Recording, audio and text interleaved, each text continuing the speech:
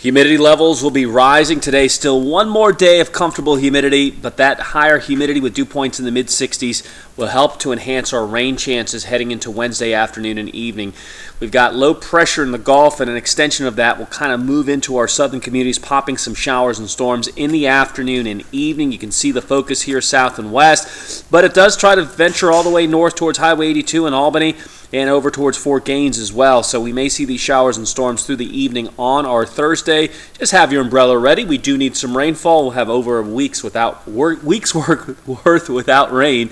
Easy for me to say, but it's easy for you to say. Just have the umbrella ready. Don't be surprised if some showers and storms do greet you out the door Wednesday afternoon and evening.